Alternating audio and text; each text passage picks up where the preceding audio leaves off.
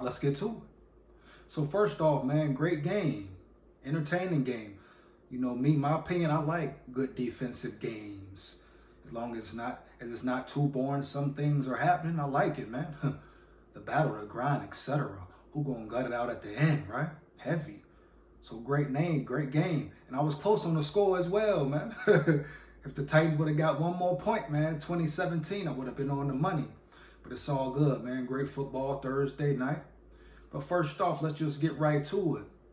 The Steelers outplayed them at the end. They made more plays. They scored more the second half when it mattered, made the first downs. But Will Levis, man, Will Levis, he looks like he has the chance to be elite. Did the Minnesota Vikings pass him up, make a mistake? I'll get to that in a minute, but hey, Will Levis looked good. Kenny Pickett looked better. The Steelers offense as a whole, they finally put the game away the second half, scored a touchdown when they needed it. That's what it's about. So the Steelers are one of those teams solid on the defensive side. If their offense can catch up and be more consistent in scoring points every game, week in, week out, they could be a real good team, potentially even make a playoff run. They're 5-3, understand? So you never know, man. Their defense is definitely legit. It will continue to get better. They got young corners. Joey Porter Jr., he showed up, So they got a shot, man. I think they're number 2 in their division, so they're right there in the mix. But great game. But first off, prayers go up to Treylon Burks. If you watched the game, you saw the injury he suffered. News is he has all his vitals. He's aware, alert, right? Has all his senses. So that's a plus, man. Prayers up to him, heavy. George Pickens, definitely a talent. Great athlete, man, but he cries a lot. You saw him on a bench. Instead of celebrating his teammates' touchdown, he's over there, arms folded, pouting. Now, I understand the Steelers' offense goes stagnant. They definitely need to find more ways to get him the ball, hands down, man down. He must get more touches, more looks, right? But like I say, that's a lot. That goes a lot on the offensive coordinator, them continuing to grow and get better. But he can't be pouting on the sideline, man. Your teammate make a play, you celebrate with your teammate, big dog. No matter how frustrated, mad you are, keep your energy up, heavy. Then people got the nerve to compare him or say he's better than Justin Jefferson. People like who? Ryan Clark? Comment down, man. Comment way down, right? And that touchdown pass that he should have caught, that should have been a touchdown, he got to get 2 feet down. Let's not forget that. You want to talk about him being as talented as Justin Jefferson? No. 10 out of 10 times, Justin Jefferson gets his toe down, his foot down, and that's a touchdown, bro. That incomplete pass was on George Pickens. That was a perfect throw by Pickett. It's on him to catch that. He wants to be one of the best. He wants to get the numbers, the stats, the recognition. He wants to be compared to Jettas? No, bro. You got to catch that football every time. Hit you right in the hands. The athlete that he is, get your foot down. Have more awareness, big dog, heavy. Respect to George Pickens, a great player. Well, has the potential to be a great player, but right now a good player. Athletic abilities, period. On an offense that doesn't utilize him enough, but he got to catch that pass. Period, bottom line. Let's get to it, man. So let's get into the game stats. Like I say, close game. Defense stepped up for the Steelers. Once again, their secondary. But first downs, the Titans had 23, Pittsburgh 22, very close. Third down efficiency, Titans 3 of 12, Steelers 6 of 12. Fourth down efficiency, Titans 1 out of 2, Pittsburgh 0 for 0, man. Rushing yards, 105 for the Titans, Pittsburgh 166. They both got the run game going. And you look at the Titans, their O-line was dropping like flies, heavy. Left and right, a player, offensive lineman, tackle, guard, goes down. So the way they performed and kept fighting to even get 105, 100 yards plus rushing, that says a lot about their players, their staff. Now, a lot of them players were injured. I don't know what's going on with their physical therapy, their health program, whatever the issue may be. But the way their O-line continued to play Even the backups, gotta respect that, man. They opened up holes. They gave up some sacks, but overall, for all the injuries that occurred and all the starters that were out for them, on the line, you know the trenches most important, baby. So you got to give props to that coaching staff, whoever the offensive line coach is, also the players who stepped in, next man up mentality, man. They did their job for the most part. Let's see where we at. Passing yards, 235 from the Titans, 160 from the Steelers. Now the Steelers, they still have, work to do with their offense. They must score more points, right? Especially in the red zone. But you see them getting better week by week. So really that's all you can ask from your team, from your players, right? Just continue to grow and get better. Kenny Pickett, he looked more comfortable tonight. He was more accurate with his throws tonight, right? Period, bottom line. So he's still getting used to the NFL, only his second year in, right?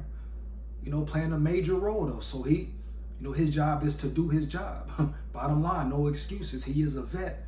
I'm sure looked at as a leader on the team. But he looked better tonight, right?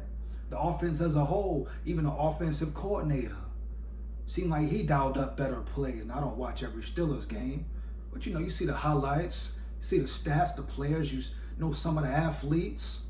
You catch a game here or there, but the Steelers looking better. And like I say, if their offense can catch up and play at the same level as their defense, they could definitely be a problem. Potentially a contender, baby, heavy. Total yards, 340 for the Titans, 326 for the Steelers. So both offenses kind of got it going. Second half, they slowed down a little bit, but it's about adjustments. Who outduels who, outcoaches who, right? Calls the right play at the right time. It comes down to coaching a lot, baby. Let's get it. Sacks, Titans had 0. The Pittsburgh Steelers had 4.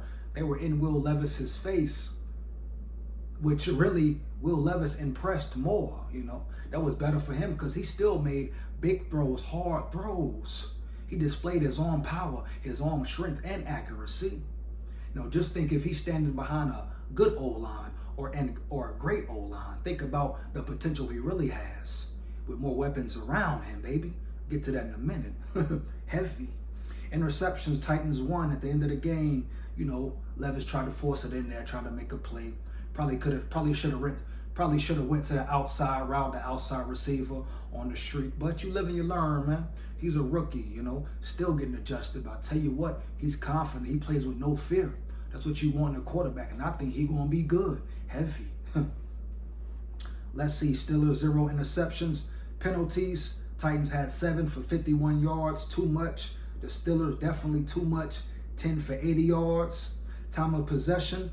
Titans had the ball for 31 minutes. The Steelers had it for 28 minutes and 51 seconds. So the Titans had the ball longer, controlled the clock. But at the end of the day, third down, not being efficient on third down can catch up. Not scoring in the red zone catches up to you, right? And at the end of the day, the Steelers made the bigger plays, scored the touchdowns when it mattered at the end of the game. That's how you win, baby. It's no easy wins in the NFL. So you must take full advantage when you can earn a hard-fought victory, baby. It goes a long way. Not just for the win, etc., but for the confidence it builds, the team morale, the belief, right? The swagger, the confidence. It plays a role, baby. Let's get it. Now, let's talk about Will Levis, man. I got to ask, let me know how you feel. Did the Vikings make a mistake not drafting him? Let's really think about it, right? Let's look at his numbers to be exact on the night.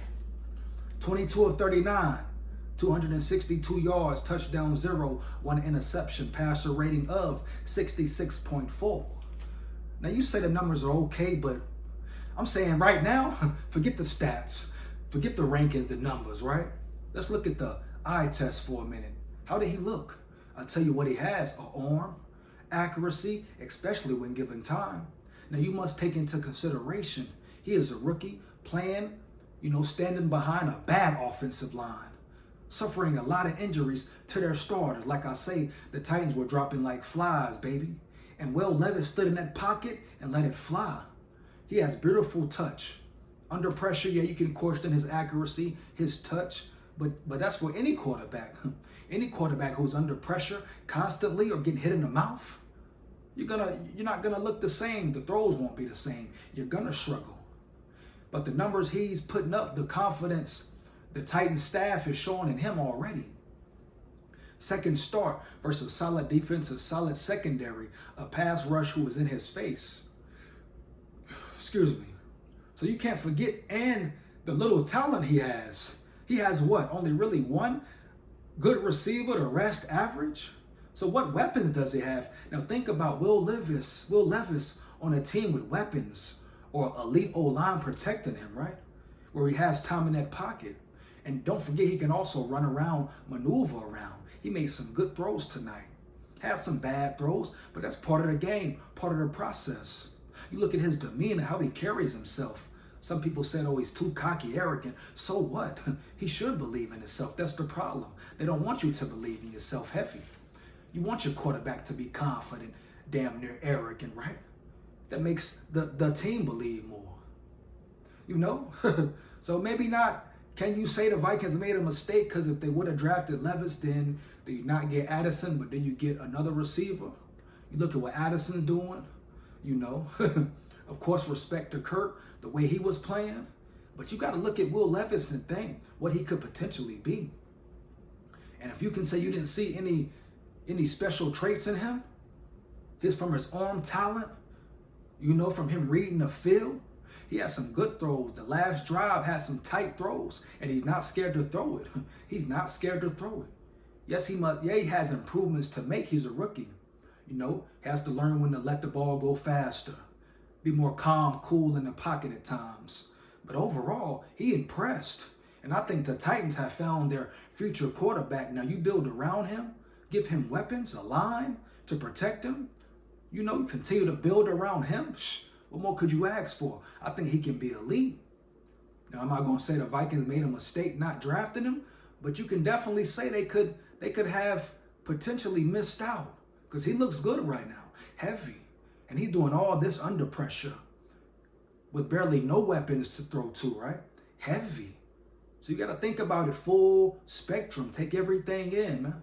Will Levis looks good. Now, I know he's a rookie. There's not a lot of tape on him. But at the end of the day, he looks like a player, a confident player. His demeanor, man.